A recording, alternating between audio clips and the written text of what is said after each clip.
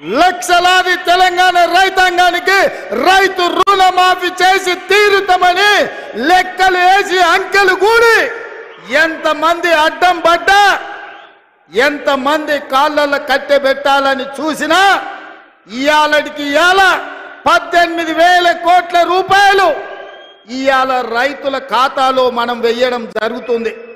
మిత్రులారా, జూలై 18న మొదలు పెడితే ఇయాల 15 ఆగస్టు, సరిగ్గా 27 రోజుల్లో 18,000 కోట్ల రూపాయలు రైతుల ఖాతాలోకి బదిలీ చేసిన ప్రభుత్వం పార్టీ ఏదైనా ఉందంటే ఈ దేశంలో అది కాంగ్రెస్ పార్టీ, తెలంగాణ ప్రభుత్వం అని నేను చెప్పదలుచుకున్నా. నేను సూటిగా సవాలు విసురుతున్నా. తాటి చెట్టు లెక్క పెరిగితే సరిపోదు, దూలం లెక్క ఉన్నావు, దూడకున్న బుద్ధి కూడా లేదని ఆనాడు హరీష్ రావు సవాలు విసిరిండు.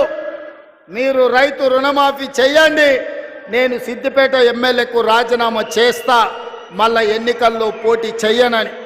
ఇవాళ ఈ వైరాగడ్డ మీద నుంచి ఖమ్మం ప్రజల సమక్షంలో హరీష్ రావు, నీకు సీము నెత్తురుంటే, సిగ్గు లజ్జ ఉంటే రాజీనామా చెయ్యి.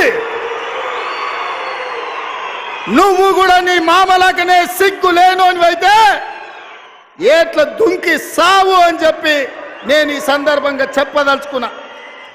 ఆయననే నేనన్నా, హరీష్ రావు సిద్ధంగా ఉండు, సిద్దిపేటకు పట్టిన శని పీడ చీడ విరుగడవుతుంది. 15 ఆగస్టు లోపల 2 లక్షల వరకు రుణమాఫీ చేసి తీరుతామని మాట ఇచ్చిన ఇవాళ 15 ఆగస్టు నాడు మళ్ళీ అదే ఖమ్మం గడ్డ మీద నుంచి ఇవాళ సవాలు విసురుతున్న హరీష్ రావు, నీలో చీము నెత్తురుంటే నీకు